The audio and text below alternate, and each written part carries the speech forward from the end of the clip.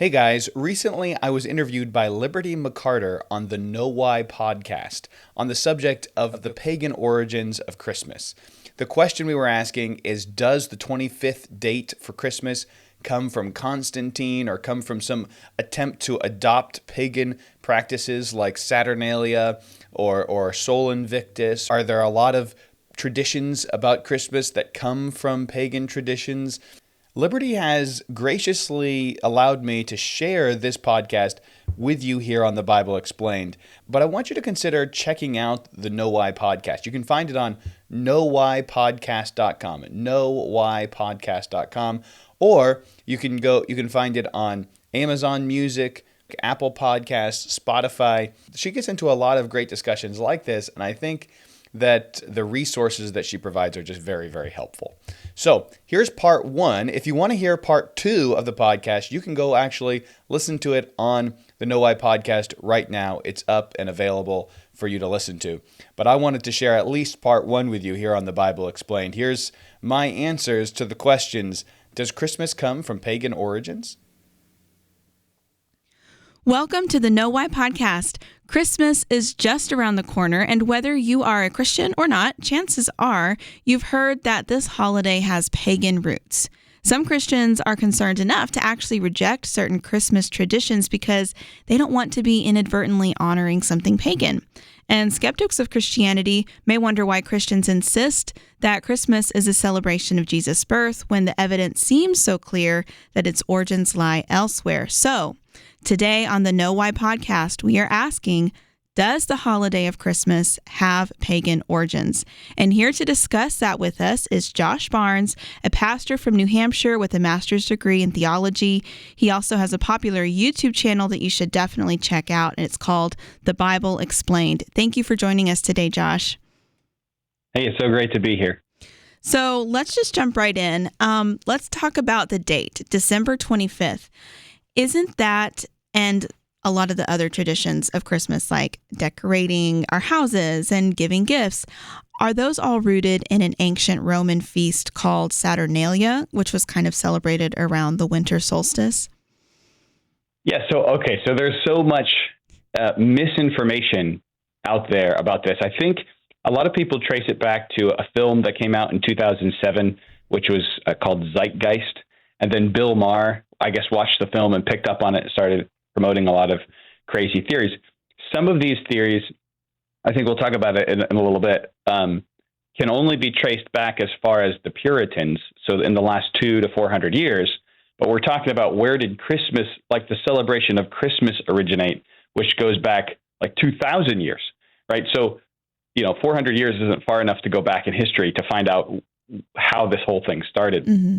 So it is true that there was a celebration of Saturnalia. There was a Roman celebration. Saturnalia, what we know about Saturnalia is that we know for sure the date of the 25th, December 25th, did not come from Saturnalia. Saturnalia was celebrated on December 17th.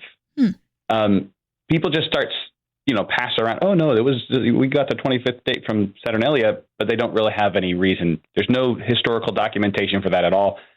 All the historians will tell you, every scholar you talk to will say, no, it was on the 17th.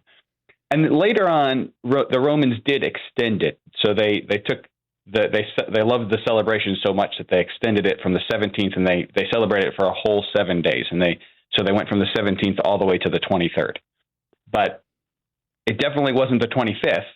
Even in the extended days, it stopped on the 23rd. So you don't have a connection with the date, except that they're close to the same date. But that doesn't really mean anything. So there's a Christmas celebration near a pagan celebration that doesn't to me tell me that it came from Saturnalia. Mm-hmm. So if you then look at some of the other things, like what was Saturnalia? What was going on? Well, there was singing in Saturnalia, right? Although their singing was very different from our singing at Christmas. They would go down the street singing naked in public. Which, most Christmas carolers don't do that. Yeah, if you're doing that, please stop. They did give gifts in Saturnalia, but Saturnalia was like, have you ever seen the Disney movie, the Hunchback of Notre Dame. Mm-hmm, yeah. So in that, there's the Feast of Fools. Mm-hmm. This is actually something that, if I'm not mistaken, was like the 1200s AD in southern France. They did adopt some of the Saturnalia practices in the Feast of Fools, where it was the topsy-turvy day. Everything was upside down. That was what Saturnalia was. It was a role reversal day. So when they gave gifts, if they were actually friends, they would give gag gifts, like cheap gifts that you wouldn't want. They would give like a carrot Mm-hmm. or a half-burnt candle or something like that. They were doing the opposite of what we do at Christmas. Mm-hmm. So it's not the same at all. They did decorate, but these are things like singing, giving gifts, decorating. These are things that kind of in the ancient world were part of every celebration. So the fact that they're part of Christmas and other celebrations of other things is just it's not evidential. It doesn't mean that we adopted practices from one thing. I mean, even in the Bible, you've got celebrations like the Feast of Tabernacles, where they would decorate. They would actually pitch tents and live in tents for the day. They would, during the Feast of Tabernacles, they would light a bunch of candles, and all this stuff is very normal for any kind of celebration in the ancient world. It's not like this is uniquely has anything unique to Saturnalia and Christmas. So the dates are different. The only similarities in the celebration aren't really similarities when you look at the details, and they're the same types of things that are in every celebration of anything. Right. If it's pagan to sing, then why was it that the Bible says that the angels were singing from the foundation of the world? It just doesn't make a whole lot of sense. Yeah, such a good point. Those things are kind of just, what we do as humans, right? Decorate, give gifts, sing, you celebrate. So the fact that, like you said, there happened to be another feast around the time that we celebrate Christmas where people were doing those things, it doesn't mean that what we do at Christmas came from those things. So that's such a good point. Right. But we do know that, ancient Rome had a Christian emperor, Constantine. And so he really tried to Christianize the Roman Empire. So there has been the argument made that he kind of adopted some of the traditions and celebrations that were going on and then just tried to slap a Christian meaning on it and say, okay, well, this is Christmas now. Is that true? So there are a lot of myths about Constantine, right? So many conspiracy theories start with Constantine did, mm-hmm. But if you look at if you're looking through historical documentation, you have a claim and then you try to look for the source. And if the source is just another person writing another book, 100 years ago, that's not really helpful. You really want to find the source. Where did they get this from? How are they deriving this? Constantine, we know that he presided over the Council of Nicaea, but he didn't seem to have any input in the Council of Nicaea.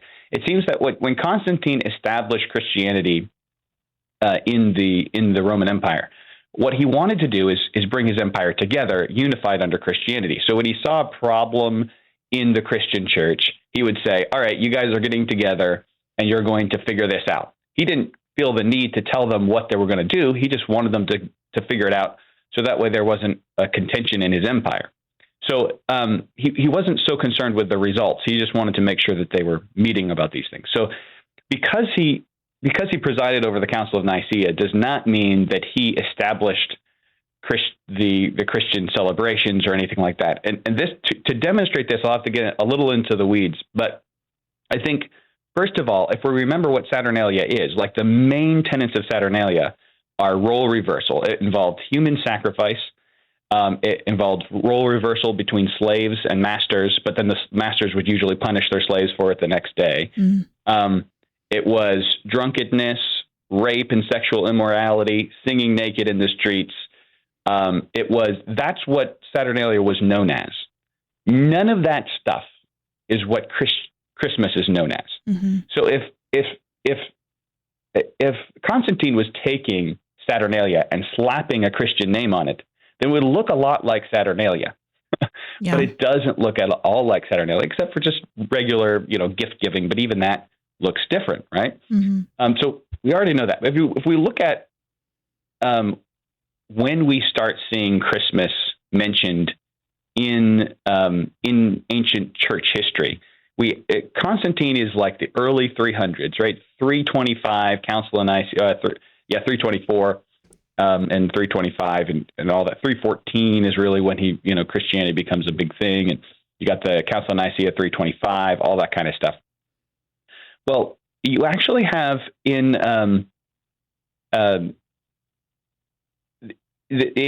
Clement of Alexandria, which is a document in 200 AD, so long before Constantine. He says this: there are those who have determined not only the year of our Lord's birth, but also the day, and they say that it took place on the 28th year of Augustus in the 25th day of the Egyptian month Hakon, which would be our May 20th. He also said further, others say that he was born on the 24th or the 25th of, I'm going to butcher this name, Barmuthi, which is April 20th or April 21st for us. So over 100 years before Constantine, Christians were already arguing over what the date of Christmas was. And Clement also wrote that there was a group in Alexandria called the Basilidians who celebrated the Epiphany and probably the Nativity with it on the 15th or the 11th of a month called Tybee, which to us would be the 10th or the 6th of January. Mm-hmm. Now, that's really important because Clement gives us the first evidence over 100 years before Constantine that Christians were celebrating Christmas on the 6th of January. Now, the 6th of January, to this day, there are sects of Christians who still celebrate Christmas on the 6th of January instead of December 25th. Mm-hmm. So and this has been throughout all of history, if Constantine were to say, that's it, we're celebrating Christmas on the 25th, then we would expect to see some documentation somewhere that he said something against the people who continued to celebrate it on the 6th. It was a continual argument between the church, and Constantine never weighed in on it. We don't see any documentation that Constantine set the date for Christmas or had anything to do with it at all. Oh, that's so interesting. And about the date, and this is something that I've, kind of heard too growing up in the church of like, well, we don't know exactly what date Jesus was born, but as you said, it's something that Christians have been arguing about for a long time. So does it really matter what date Jesus was born on for us to celebrate Christmas? And why is this such a debate? Okay, so if I can, I feel like I should say something about when the 25th was chosen, and I feel like I didn't mention that just a moment ago. Go ahead. So if you look at some of the ancient documents, the earliest document we have of Christians celebrating Christmas on the 25th, right? Clement of Alexandria, 200 AD is the first time we have them debating over when it's celebrated. But the first time we have them celebrating it on the 25th of December is from a document called the Chronograph of 354, which is actually a record from 336 AD. So right after the Council of Nicaea, about 11 years later. And this is a really important document because a much more I don't know if I want to say more possible. It's at least possible. It's really impossible that Saturnalia was turned into Christmas.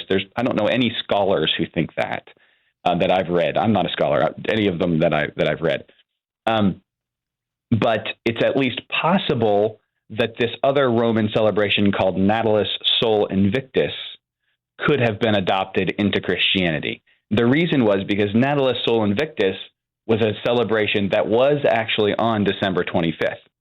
The problem is, Natalis Sol Invictus, we don't see it ever being celebrated in any ancient documents until the exact same calendar from 336 AD, the chronograph of 354, the Philo-Callus calendar. That's the same calendar where we see Natalis Sol Invictus first show up in history and Christmas on December 25th first show up in history. Mm-hmm. So Christmas was already celebrated before that. And then at some point right around that time, it started being celebrated on the 25th when it became very popular in the empire. So there's no reason to think that Christians would have copied Natalis Sol Invictus. It's much more likely that this little minor cult that's now the outcasts of the empire would copy the Christian celebration. And that's what most scholars believe happened. So the first time we have Christmas on the 25th is in 336. And we have the only other celebration that was also on the 25th that was pagan also shows up at the same time and was probably, almost definitely, a copy of Christmas, not vice versa. That is so fascinating. And then I can get to your question. Yeah, I'm so glad you mentioned that because, that's just so interesting, to have that record. And by the way, if this is interesting to you and you want to dive deeper into this and be like, okay, where did he get that from? I want to go back and read these. We always have links posted at knowwhypodcast.com. And Josh has graciously provided us with some of the sources that he's looked at. So we will be posting those links. That way you can continue to dig and do your own research.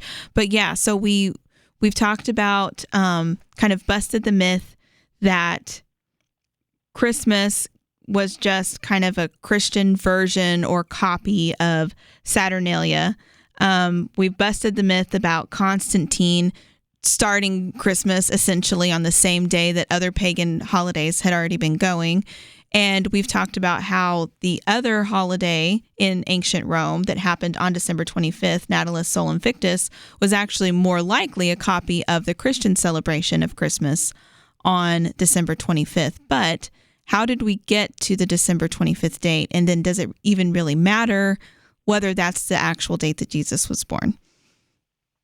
Yeah, so the answer to the second question is really no. I suppose it could matter if you are celebrating it on a certain date because you personally want to adopt pagan traditions and use them and use. I don't even know if that would be wrong. Is it terribly wrong to take something that pagans enjoy and say, I'm taking that and I'm going to Christianize it and use it? I don't know that would necessarily be wrong anyway. But if it's wrong, then that would be the only thing that's wrong. It wouldn't be wrong for you to celebrate Christmas on the wrong day. Mm-hmm. A lot of people debate over when Jesus was born. And there's some arguments for December 25th. There's some arguments for January 6th. Probably the reason that the early Christians chose December 25th is because it is 9 months after the Passover. And there was a belief in ancient Judaism that a prophet would be conceived on the same day that he died. So since Jesus died at Passover, they probably guessed, well, let's just count 9 months from Passover and say that he was conceived on the same day that he died, and that would give you December 25th. Probably their reasoning. Interesting. So you can celebrate Christmas. Well, as I was told growing up, it's always Christmas in our hearts, right? We should always be celebrating Jesus' birth and the fact that he came to the earth, and we're going to be talking more about the person of Jesus specifically soon. But yes, the day that you celebrate, it's interesting to debate from a historical standpoint of when we think Jesus may have been born exactly, but it doesn't really matter that much. But let's talk about some of the specific Christmas traditions. For instance, a Christmas tree. This is one that I've heard a lot. I've even known people who don't have Christmas trees in their houses and everything because it is believed that our tradition of having Christmas trees is rooted in an ancient cult. And I'm not sure if I'm saying this right, of Asherah. And then there's actually even some Bible verses that seem to reference what we do to Christmas trees in the book of Jeremiah. So do you want to tackle that one? Yeah, so I'm the worst person to ask about pronunciation. I don't even try. When I get to the names in the Bible, I just say, I'm sure no matter how good I pronounce this, I'm still going to do it wrong. So, but that's how I pronounce it, as Asherah. So there was a Roman cult of Asherah. It actually goes way back, but it was still in the Roman Empire. Basically, there's this claim that they put trees in their home as a decoration to celebrate Asherah. The problem is that is almost definitely false, and it's certainly there's no evidence for it. There's some suggestion that they might have put a branch or two in their home, to some branches in their home to celebrate Asherah, but even that I think is probably it's a stretch, and the reason is because we see what Asherah is, and you can actually see it all the way back in Deuteronomy 16. Deuteronomy 16, God warns the people of Israel, you are not to have groves next to my altar, which is because they had this Asherah fertility goddess that people would worship by planting a grove of trees near an altar. And so God's like, listen, you're not going to worship me in a grove of trees like that. Tear down the groves. You see this over and over throughout the Bible, at least if you're using the King James Version because it says groves. Others will translate it as like Asherah poles or whatever. Mm-hmm. But the important thing about those Asherah poles or groves is that you don't cut them down. If you cut them down, it's a dishonor to Asherah. Asherah is this fertility goddess. You cut down the tree, it dies. Okay, that's why God told the people, if there's an Asherah grove, you are to cut it down. Mm-hmm. So it doesn't fit with the cult of Asherah to cut down trees and bring them in your house. That would be the opposite. But you mentioned Jeremiah 10, which I think is important. I think is really important that we understand that Jeremiah 10 cannot be talking about Asherah poles for a couple reasons. So he says, he's talking to Israel. He says, thus saith the Lord in verse 2, learn not the way of the heathen, and be not dismayed at the signs of heaven, for the heathen are dismayed at them. For the customs of the people are vain, for one cutteth a tree out of the forest. So he's not cutting it out of a grove, he's cutting it out of the forest, and he's cutting it down. So that's not Asherah. Mm-hmm. The work of the hands with the workmen, so now he's carving it with an axe. It says, they deck it with silver and with gold, they fasten it with nails and with hammers, that it move not. So they're carving it and forming it on a base, so it becomes an idol. It says in verse 5, they are upright as the palm tree, but speak not. They must needs be. Why would you think that a palm tree would speak? Well, it's because you've carved it into the shape to a human shape and are worshiping it as an idol. So not only is that not about Christmas trees, it's not even about Asherah trees. And I think people probably get hung up on, cutting down a tree and decorating it with silver and gold, and they're thinking of, the song and the Rudolph movie, Silver and Gold and everything. But I love the way you break that down. Nobody is looking at their Christmas tree and expecting it to talk, which I think is a point you've made in the YouTube video that I watched. And so when you really look at it more specifically, it does make a lot more sense that God would be talking about cutting down a tree and carving it into an idol. Mm-hmm. Yep. That's so fascinating. Okay, but what about mistletoe? I know that they say that comes from the Druids, which is another, sect of paganism, so to speak. What about that? So that's a great question. And as far as traditions that we can do away with, mistletoe is on the top of my list. I'm not a big mistletoe fan. I'll kiss my wife when I want to kiss my wife, and I'll do it often. But I don't need you to tell me to do it because I'm standing under mistletoe. Right. But anyway, so I'm not a big fan of the mistletoe myth anyway. And if you follow, pagan traditions about mistletoe, there are a lot of pagan traditions, including the Druids, if my sources are correct, that do talk about it being some sort of fertility symbol and that kind of stuff. You can trace it back. It's mostly Germanic and Druid and that kind of thing, tribes. But so the question really is, well, there's two questions. First, is it an essential part of Christmas that makes Christmas pagan, or can you just not hang mistletoe? Mm-hmm. I think that's pretty obvious.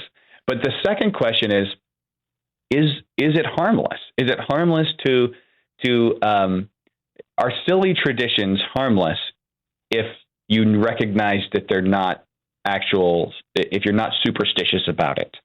And I pose that question because we have a tradition on Thanksgiving where we take a wishbone and one person takes one side, the other person takes the other side, and cracks the wishbone. The person with the largest one gets their wish. Mm-hmm. Well, from the little bit of research I've done on it, it's supposedly started with ancient Etruscans in Italy that believed that chickens had magical powers. Interesting. Does that mean that we are pagans if we do it? Well, I don't think so. Mm-hmm. I just think that we don't believe the superstitious thing. We're just kind of making fun of the superstitious thing. Kind of the same as like a birthday candle. You blow out the candle, you get your wish. Well, a lot of people show that idea kind of originates in ancient Greece when they would offer cakes to gods. They would put a candle on it, and the candle burning was supposedly taking their wish up to heaven with the smoke of the candle. Mm. Am I worshiping an ancient Greek god if I blow out a candle and I laugh about how I made a wish? I don't think so. So I think there's definitely some harmless nature to this. But if it does bother you because you find some element of pagan superstition in an item, then get rid of it. Just don't. I would say absolutely. I don't think mistletoe should keep you from celebrating Christmas. Yeah. So wise. There's something in the Bible that talks about don't be a stumbling block for somebody else. And so we really do have to kind of ask ourselves, what is our conscience saying? So if your conscience is troubling you about one of those traditions, then don't do it. But that, if it's not, then I don't think we have to worry about those silly little things, like you said. And I didn't even know that about the origins of the wishbone tradition or the birthday candles. That's so fascinating. I love, just from a historical standpoint, I like learning about all of this. And I think it's just is so good for us to really understand where a lot of our traditions and, things that we've just adopted into our culture come from. It's just fascinating. But we're about out of time for this episode, but I did want to ask just a couple more questions. One, was Christmas banned by Puritans in America for being too pagan? So that's a really good question, and I know we're about out of time, so I'm going to try to really answer it very quickly. But if you look at documentation from the 1600s, the Puritans did ban Christmas in the Massachusetts Bay Colony, although they banned all holidays. So it's not just Christmas. Mm. But if you look at a Puritan named Increase Mather, we're talking 1600s here. He did write that he believed, I actually, in the links that I sent you, I actually have a link to this. But he did write that he believed that Christmas came from the pagan celebration of Saturnalia, and explained how, why that makes it all pagan. So if you look at the belief that Christmas arrived from Saturnalia, it really kind of starts with the Puritans. It doesn't go further back than that. Nobody was saying this in the 300s when Christmas was originally started being celebrated on the 25th. Nobody was saying it in the 400s, the 500s. Not until 1400 years later, 1400 years after the first celebration of Christmas in 200 AD that we see, in the 1600s, do we finally see a claim of Saturnalia being the source. But I think Increase Mather just was not able to access the historical documents that we have today. He didn't realize that he was incorrect. Yeah, so interesting. And also, just I would point out as well, if you are holding Christians today to the standards of the Puritans, which is just one group of Christians over millennia of people who have served the Lord, then that's not really fair, because there's a lot of things the Puritans did that most Christians today wouldn't necessarily condone or don't operate their lives accordingly. So it's interesting that they banned it, but like you said, probably didn't have all the information, and we don't really copy everything the Puritans do anyway. Thank the Lord for that. Yes, absolutely. And finally, if Christians are concerned that they shouldn't celebrate Christmas because there's no mention of that in the Bible, what would be your response? Okay, so that's a great question. So I'm going to bring in a couple scripture. I'm going to read two verses for you. First is Romans 14:6. Paul is writing to people who are in disagreement about about several different things that he considers to be minor issues. One is eating meat because it's been sacrificed to an idol, but now it's the cheap meat in the market. Another one is what days you recognize as special days. And in Romans 14:6, he says, "He that regardeth the day regardeth it unto the Lord, and he that regardeth not the day to the Lord, he doth not regard it." So he's saying, guys, whatever you choose to do here, do it for God, and don't worry about what someone else chooses, because as long as they're doing it for the Lord, this is not a crucial issue. Colossians 2 says this, "Let no man therefore judge you in meat or in drink or in respect of any holiday or of the new moon or of the Sabbath days." It says, if you want to respect it, go ahead. If you don't worry about it. Don't be judging each other on that stuff. It's silliness. So with that in mind, I would say we do have reason to celebrate Christmas. The Bible makes a big deal about the birth of Christ. Shepherds celebrated it. Wise men celebrated it. Angels announced it. It's mentioned in 3 of the 4 Gospels. So there's something there that's worthy of celebration if you choose to celebrate it. We don't have regular yearly people celebrating it on a yearly basis, like I said, until the 200s AD. But it's also not wrong to celebrate a holiday that's not in the Bible. And I'll give proof for this. In John 10, Jesus went to the Feast of Dedication at Jerusalem. Now, the Feast of Dedication was not a feast that was in the Old Testament scriptures. It shows up in between the Old Testament and New Testament. It is what we call today the Feast of the Days of Hanukkah.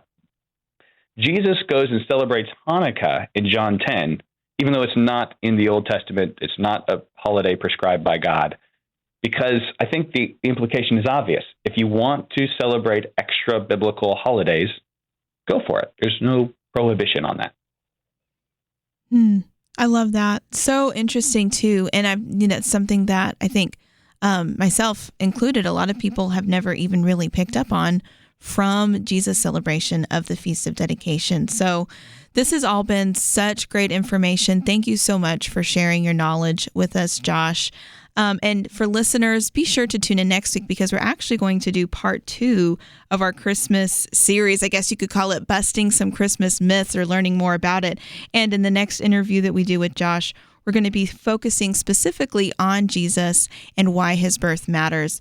So thanks again, Josh, for joining us. And if you want to dive deeper into anything we've discussed today, don't forget you can find links at knowwhypodcast.com. All right, and that's part 1. Like I said, I really was thrilled at how deep we were able to get into this issue in just 30 minutes. It was quite fun to get that deep on it.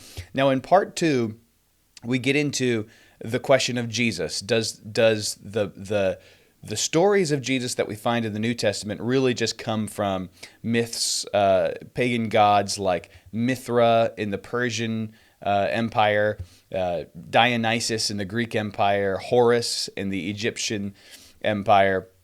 Where do the can we show? Is there evidence to say that those things that we believe to be true about Jesus were just copied from ancient pagan deities? And why does it matter that Mary was a virgin? Why did it have to be a virgin birth? Why is Christmas so significant? Why is it special?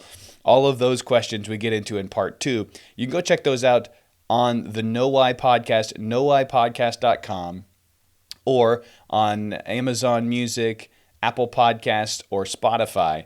But we probably will post that part 2 at Christmas, on Christmas Day. But we probably will post part 2 here on the Bible Explained, just not yet. I want to give everyone a push to go check out the Know Why podcast, because you're going to thank me for it. But yeah, probably the week of Christmas, or maybe the day before Christmas, Christmas Eve or something. Probably the weekend before Christmas, we will post part 2 here on the Bible Explained. I think you're going to greatly benefit from the information on the Know Why podcast, and I just really can't say enough good about what she's doing over there. Before I go, I want to remind you, don't forget to let me know what you think about all of this in the comments below. We'll see you next time.